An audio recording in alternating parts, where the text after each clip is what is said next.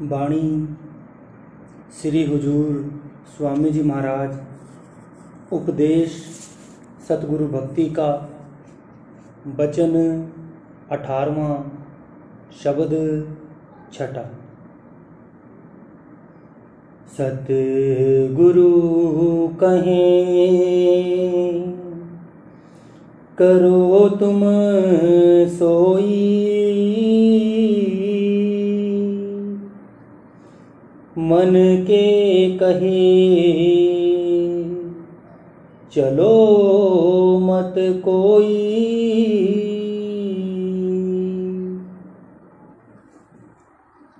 हम सभी मन के अधीन हैं। हमारे और परमात्मा के बीच अगर कोई पर्दा है तो मन का है। जितने खंड ब्रह्मांड ब्रह्म पार ब्रह्म खुद खुदा हैं हमारे अंदर हैं। कहते हैं आँखों के पीछे पर्दा लगाकर हमें बाहर निकाला हुआ है। अगर हमें कोई पूरा गुरु मिले, वह ऊपर जाने का भेद दे, हम मेहनत करके ऊपर चढ़ जाएं, तब हमें निश्चय आ जाएगा। अब कई डॉक्टर यह सवाल करते हैं कि जी हमने लाखों मुर्दे चीरे, लेकिन हमने कोई खंड ब्रह्मांड नहीं देखा। ठीक है, यह मटेरियल जड़ नहीं, वह मन के पर्दे के पीछे है। अंदर जाओ, ऊपर चढ़ो, मन को खड़ा करो। सतगुरु जो हुक्म देता है उसमें ऐतराज़ क्यों? जो ऐतराज़ है यही मन की रुकावट है। मन की आदत है, यह कैद होना पसंद नहीं करता। यह चाहता है सारी दुनिया इसके अधीन हो। जब तक हम अपनी आत्मा को उस हुक्म यानी शब्द के साथ नहीं जोड़ते, हमें समझ नहीं आती। जपजी साहिब में आप रोज़ पढ़ते हो, हुक्मी होवन आकार, हुक्म ना कहा जाई, हुक्मी होवन जिय, हुक्म मिले वडियाई। इसी तरह सारी पौड़ी हुक्म की तारीफ करती है। स्कूल के बच्चों की किताबों में एक कहानी आती है। एक रेलवे लाइन के पास कांटा ठीक करने वाला नौकर था। उसके 2 बच्चे रेलवे लाइन पर खेल रहे थे। उधर से गाड़ी का सिग्नल हो गया। अब अगर वह दौड़कर बच्चों को बचाता है तो हजारों आदमी गाड़ी के गिर जाने से मर जाते हैं। बच्चों को हुक्म दिया लेट जाओ।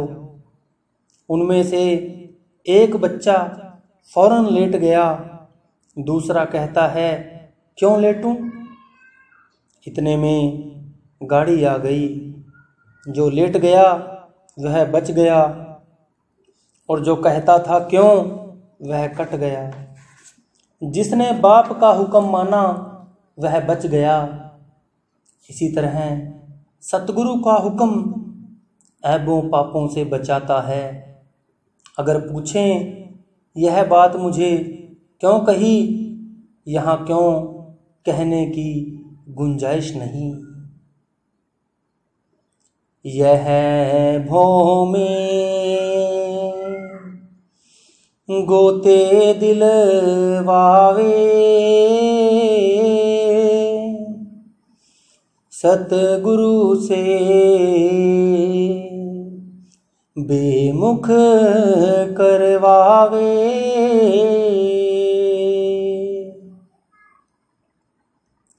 मन हमें नरकों में ले जाता है, निंदा चुगली करवाता है। ऐबों पापों में ले जाता है। यह हमारा दुश्मन है, और जो दुश्मन का कहना माने, दुश्मन उसे कभी नहीं छोड़ता। काल चक्र में डाल घुमावे, मोह जाल में बहुत फसावे। कभी बेटे बेटियों का प्यार, कभी विषय विकारों, अच्छे अच्छे खाने का मोह, कभी जायदाद का मोह। हमें यह मिले वह मिले, मन हमें अंदर नहीं जाने देता। मन कैद होना पसंद नहीं करता। मन दुनिया को अपने मातहत रखना ही पसंद करता है। मित्र ना जानो बैरी पूरा, गुरु भक्ति से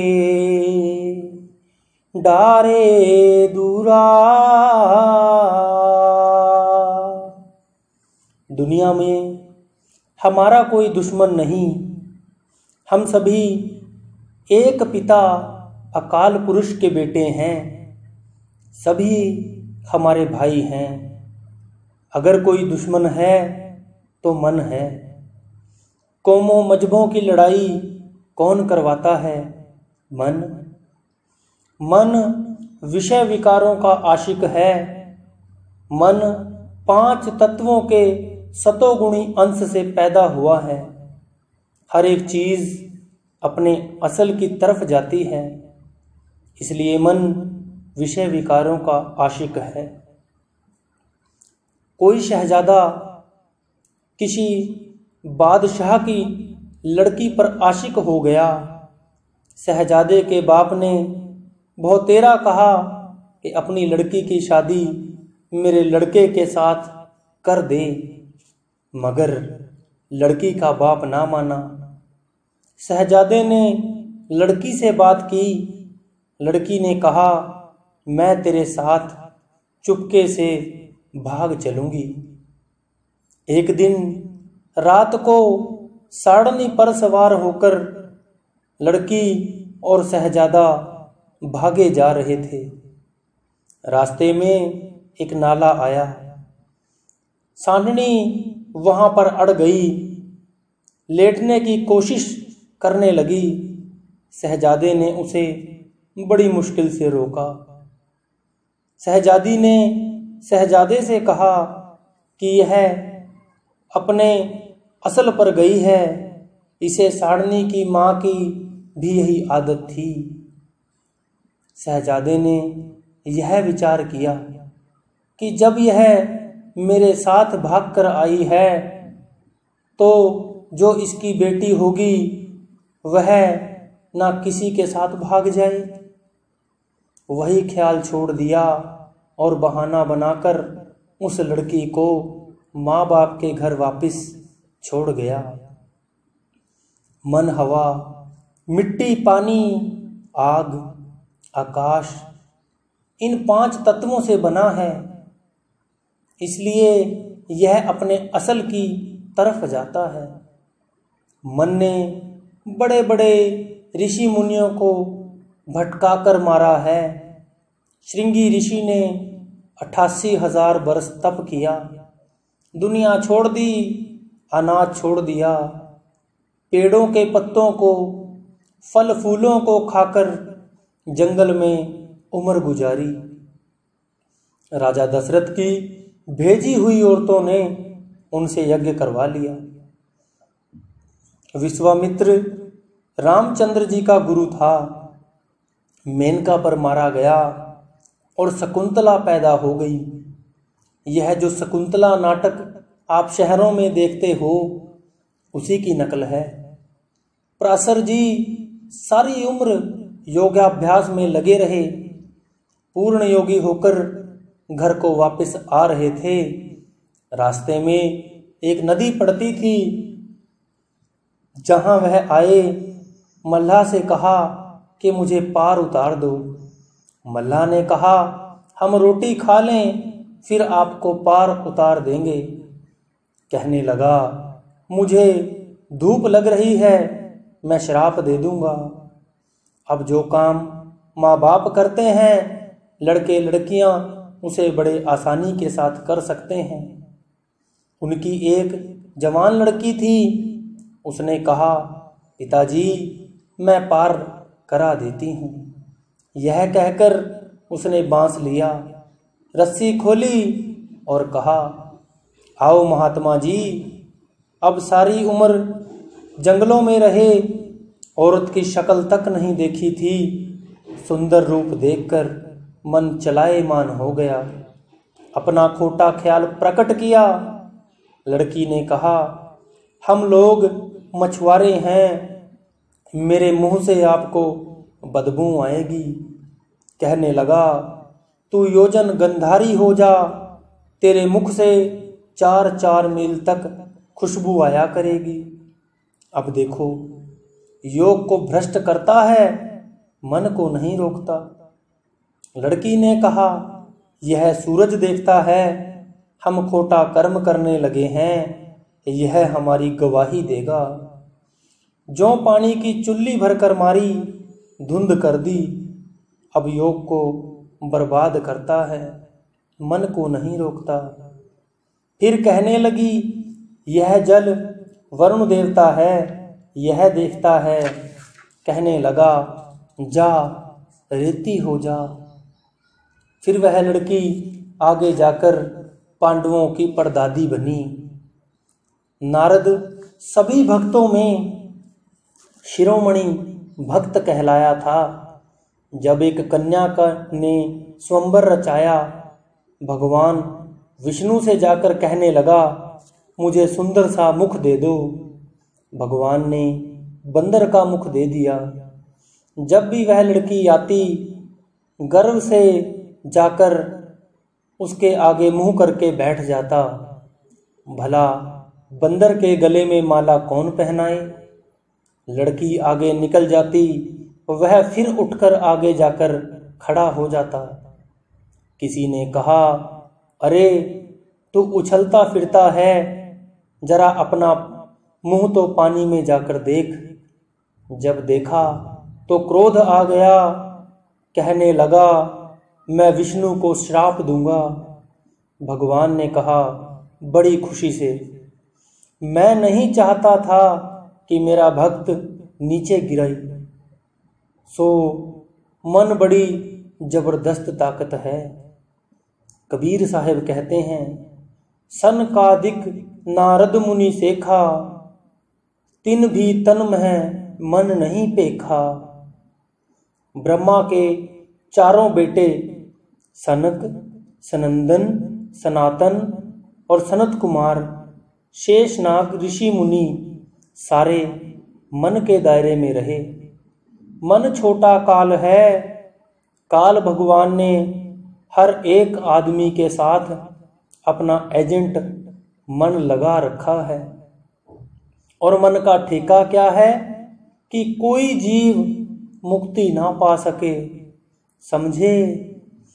मन उसके काम का एजेंट है।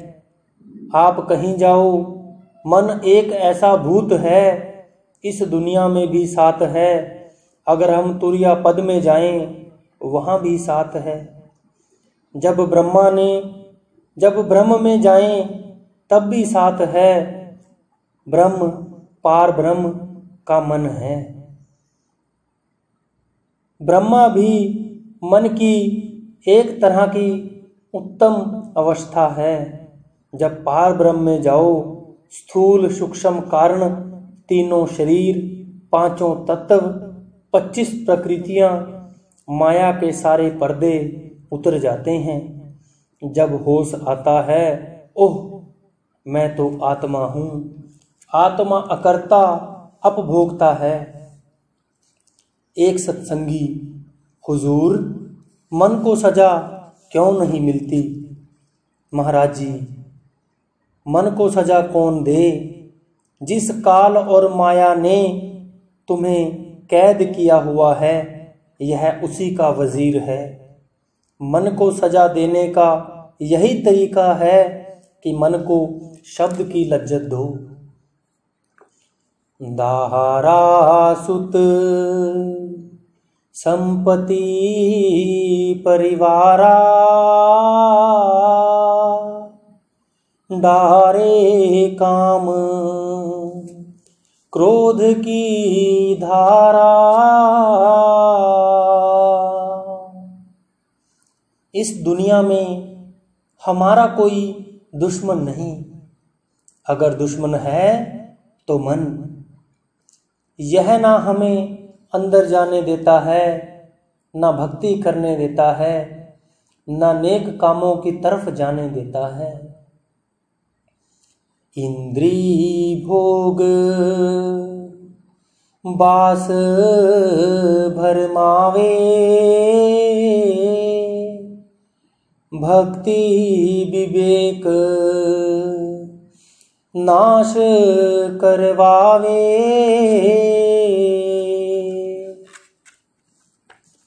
मन ही हमें स्त्रियों में फंसवाता है, मन ही बेटे बेटियों की मोहब्बत में फंसाता है, मन ही दुनिया की दौलत में फंसाता है।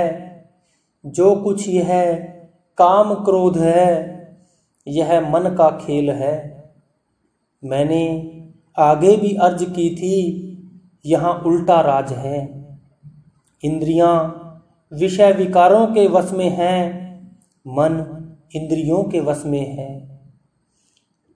मन के वश बुद्धि है और बुद्धि के वश आत्मा है, यानी बादशाह वजीर के वश और वजीर गुलामों के वश है। इसलिए क्या था, इसको चाहिए क्या था कि आत्मा के वश होती बुद्धि, बुद्धि के वश मन और मन के वश इंद्रियां, फिर दुनिया में कोई दुख ही नहीं। भागवत में एक कथा आती है। एक ऋषि ने बड़ा जबरदस्त तप किया, इंद्र देवता को खौफ हो गया, कहीं यह मेरा तख्त ना ले ले। एक शिकारी का रूप धारण कर तीर कमान लेकर आ गया, कहने लगा, मुझे आगे कुछ काम है, अगर आप मेरी यह चीज रख लो, मैं लौटते हुए ले जाऊंगा। ऋषि ने कहा, यह जानवर मारने वाली चीज, मैं इसे देखना तक पसंद नहीं करता, तू कहता है रख दे। इंद्र फिर कहने लगा, अगर आप आज्ञा दें तो मैं आपकी कुटिया के बाहर रख देता हूं। खैर, ऋषि नरम दिल होते हैं, उसने कहा, कुटिया के बाहर एक तरफ रख दो। जब ऋषि भजन से उठे, उसे देखे। एक दिन मन में ख्याल आया, देखे तो सही यह चलाया कैसे जाता है।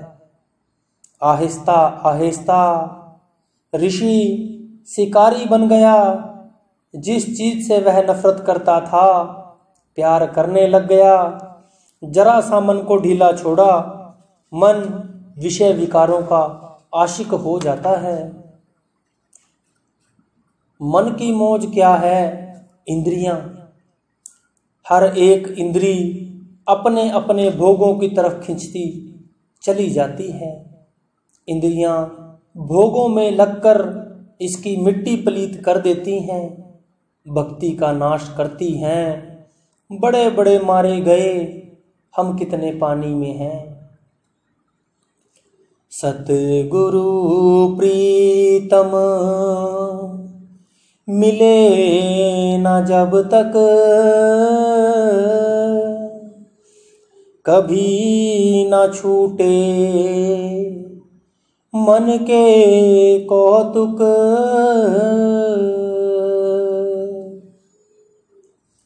आप कहते हैं जब तक कोई कामिल मुर्शिद पूरा सतगुरु ना मिले मन काबू में नहीं आता।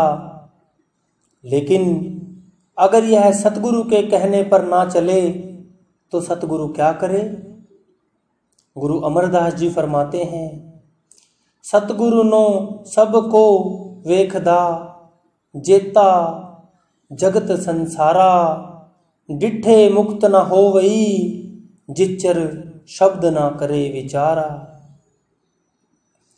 सतगुरु को सभी देखते हैं, मगर जो दवा सतगुरु देता है वह हम नहीं खाते। अगर हम दवाई तो खाएं नहीं और कहें कि कैसे डॉक्टर हो, मेरी बीमारी दूर नहीं हुई, तो डॉक्टर का क्या कसूर? सतगुरु हमें नाम देते हैं और कहते हैं कि चलो अंदर, ऊपर चढ़ो और अपनी रूह को नाम के साथ जोड़ दो। मन को वश में करने की कोई और दवा दुनिया में है नहीं, अगर है तो केवल नाम। करोड़ों यज्ञ तप तीर्थ मूर्ति पूजा कर लो, मन काबू में नहीं आता। इसमें कोई शक नहीं कि थोड़े समय के लिए लोगों ने सत्संग सुनकर, पोथियां पढ़कर, विद्या हासिल करके मन को विषय विकारों से रोका, पर जब भोगों की जबरदस्त आंधी चली, मन फिर चलायमान हो गया। यह इस तरह है जैसे आग को राख के नीचे दबा दें, जब आंधी चली राख उड़ गई, आग और तेज हो गई। अगर आग पर पानी डाल दें तो फिर दोबारा नहीं जलती। यानी मन को शब्द की लज्जत दें, 9 द्वारों से पार, देवों और पितरों का मार्ग जो कि वेदों ने बयान किया है, और सूरज चंद्रमा को लांघ कर सतगुरु को अंदर प्रत्यक्ष कर लें, उसके साथ बातें करें, फिर दर्जा ब दर्जा मन और रूह को ऊपर ले जाएं, तो फिर मन विषय विकारों के काबू में नहीं आता। हम बार बार यह शिकायत करते हैं कि जी मन नहीं लगता, सतगुरु क्या करे? कबीर साहब फरमाते हैं, कबीर साचा सतगुरु क्या करे, ज्यों सिखा मह चूक, अंधे एक न ला गई, ज्यों बांस बजाइए फूक। सतगुरु ने दवा दी, हमने खाई नहीं। सतगुरु तो हम सभी के अंदर है, हम पर्दा खोलकर उसे प्रत्यक्ष ही नहीं करते, फिर सतगुरु क्या करे? छल बल मन के कहाँ लग बरनूं, ऋषि मुनि कोई जाने ना मरमूं।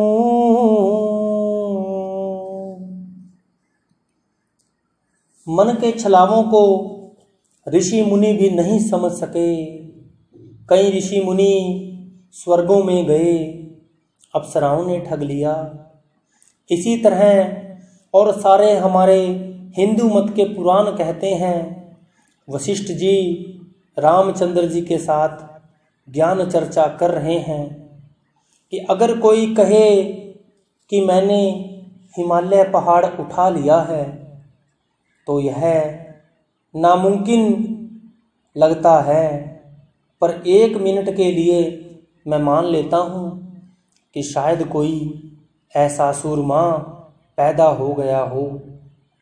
अगर कोई कहे मैंने हवा के वेग को रोक लिया है, यह भी तो नामुमकिन है, लेकिन 1 मिनट के लिए मान लेता हूँ कि शायद ऐसा कोई महात्मा पैदा हो गया हो।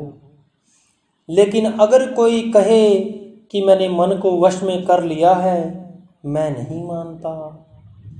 मगर दुनिया में मन को वश करने में लगा रहना मन को वश में करने की दवा भी है। ऋषि मुनियों, मुसलमान फकीरों, संतों, महात्माओं, मतलब कि जिसने भी मन को वश में किया है, उसी दवा के जरिए, वह दवा आप सभी के अंदर है। वह एक ही दवा है, शब्द धुन।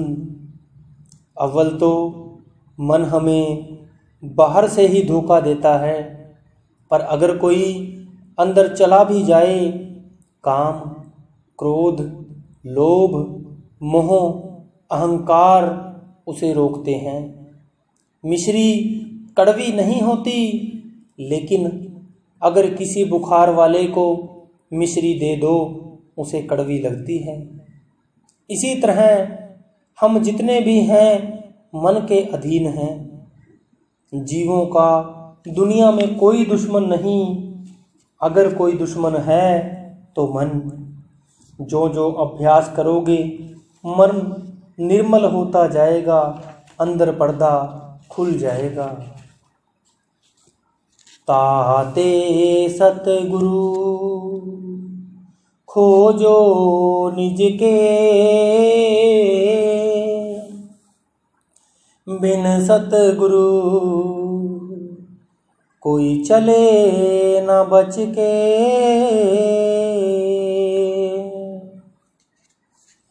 आप कहते हैं पूरे गुरु, पूरे महात्मा की खोज करो।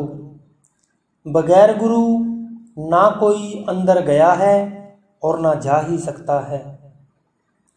बहुत समय पहले का जिक्र है, जब मैं रावलपिंडी गया, वहाँ एक बंगाली बाबू रहता था। एक शख्स ने आकर पूछा, बाबू मन काबू में आया? बाबू ने कहा, आया, पर बहुत मुश्किल से। पूछा, किस तरह? कहता है, जब मैं दफ्तर में नौकरी करता था, 4 बजे वापस घर आता, नौकर से कहता, तू अपना खाना खा ले और मेरी रोटी पकाकर रख दे। मन से कहता, जब तक तू नाम की लज्जत नहीं लेगा, तब तक खाना नहीं खाएगा। कई बार शाम के बैठे सुबह के 3 बज जाते, भूखे प्यासे, तब जाकर मन के अंदर नाम की लज्जत आती। अगर मन के कहे लगे मन भक्ति नहीं करने देता। सारे महात्मा हमें यह कहते आए कि मन का कहना माने, यह नरकों में ले जाता है। जब हम दुनिया में हैं, मन हमारे साथ है। जब तुरिया पद में जाएंगे, वहाँ भी मन साथ है। जब ब्रह्म में जाएंगे, वहाँ भी साथ है। जब हम अभ्यास करके स्थूल सूक्ष्म कारण तीनों शरीरों को छोड़कर पार ब्रह्म में पहुँच जाएं, वहाँ जाकर रूह नंगी हो जाती है। इसे पता लगता है कि मैं आत्मा हूँ। फिर यह कहती है कि मेरा कोई परमात्मा है। डॉक्टर ने दवाई दी, घर लाकर रख छोड़ी, फायदा कोई ना हुआ। हम दवाई खाते नहीं, डॉक्टर को बदनाम करते हैं। यानी सतगुरु ने नाम दे दिया, सिमरन ना किया, ना अंदर गए, ना ऊपर चढ़े, ना रूह ने शब्द की लज्जत ली। पहले तो हमें पूरा सतगुरु ना मिलता, पूरा महात्मा मिलना बड़ा मुश्किल है। पूरा महात्मा बिना पूरे भाग्य के नहीं मिलता। दुनिया की बादशाहत मिलनी मुश्किल नहीं, बेटे बेटियां मिलना मुश्किल नहीं, लेकिन पूरा महात्मा मिलना बहुत मुश्किल है। अगर बचाव की कोई सूरत है तो कामिल मुर्शिद की शरण है। हमारा पहला फर्ज है कि पूरे सतगुरु की खोज करें। अगर हमारा एक जन्म भी पूरे सतगुरु की खोज में लग जाए तो उसके बाद फिर मनुष्य जन्म मिलेगा, सतगुरु मिलेंगे। जब सतगुरु मिल गया फिर 84 का क्या डर। जल्दी नहीं करनी चाहिए, पूरी तसल्ली करके, पूरी खोज करके सतगुरु धारण करना चाहिए। लेकिन अगर सतगुरु मिल जाए फिर मेहनत करके अंदर पर्दा खोलना चाहिए। अगर सतगुरु धारण करके फिर खोज में वक्त जाया करता है तो अंदर तरक्की नहीं होती। फिर इस तरह जब कोई स्त्री किसी पुरुष के साथ ब्याही जाए फिर औरों की तरफ देखे, वह व्यभिचारिणी कहलाती है। हाँ, अगर राह पूरी ना मिले फिर खोज करनी चाहिए। सतगुरु सम प्रीतम नहीं कोई, मन मलिन को धोवे वो ही।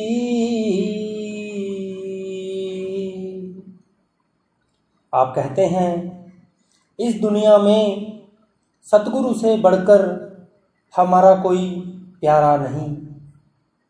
क्या कहते हैं कबीर साहब, गुरु गोविंद दोऊ खड़े, काके लागू पाए, बलिहारी गुरु आपने, जिन गोविंद दियो बताए।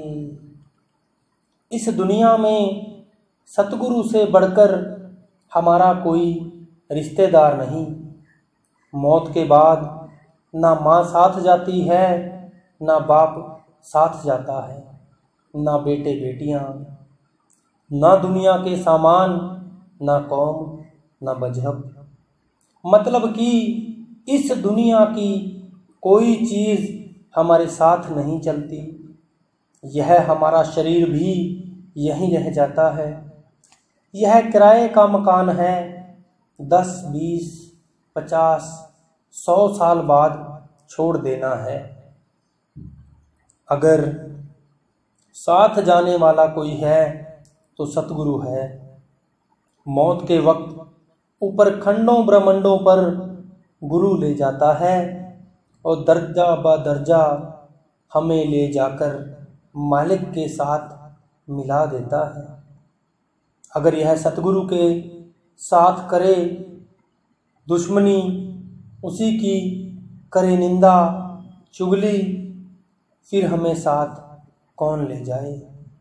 क्योंकि हमें मालिक से मिलाएगा तो कौन? केवल सतगुरु। अब कमी है तो यही है कि पापी मन हमारे साथ है।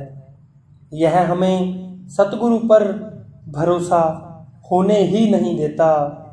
सतगुरु को हमसे अपना काम नहीं करवाने देता।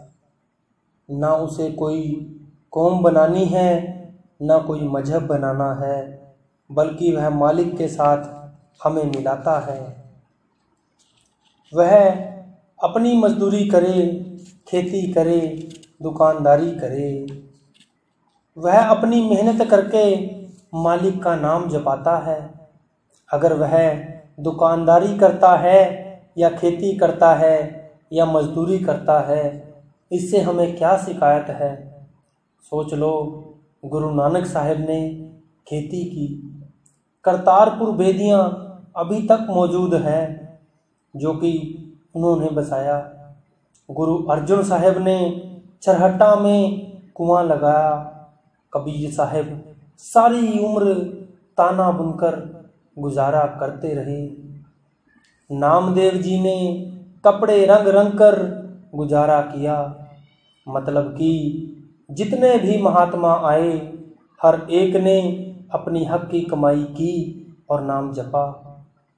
अब जो महात्मा हमसे कुछ नहीं मांगता, अगर फिर भी हम उसके साथ प्यार ना करें, अंदर पर्दा ना खोलें, तो यह हमारी गलती है। अगर हम सतगुरु के साथ प्यार करें हमें फ़ायदा है, हम अपने हृदय को निर्मल कर सकते हैं। मेरा भाग उदय हुआ भारी, सतगुरु की मैं हुई अति प्यारी। अब आप कहते हैं सतगुरु के साथ प्यार किया, रूह रूहानी मंजिलों पर चली गई, अंदर पर्दा खुल गया। जगत जीव कहाँ जाने महिमा, वेद कतेब ना जाने मरमा।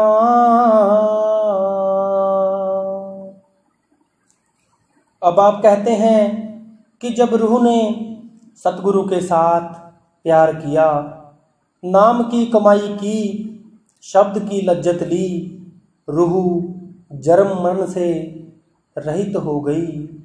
सतगुरु कृपा करें तो हम सतगुरु को पहचान सकते हैं। अगर कोई अंधा कहे कि वह सुजाखे को पकड़ूं तो नहीं पकड़ सकता। संत खुद ही दया करके अपनी पहचान करवाएं तो करवा सकते हैं। जब तक यह तीनों गुणों से पार यानी तुर्या पद ब्रह्म पार ब्रह्म को पार करके ऊपर ना जाए, तब तक यह गुरु को नहीं समझ सकता। ज्ञानी जोगी सब थक हारे, सतगुरु महिमा कोई ना विचारे।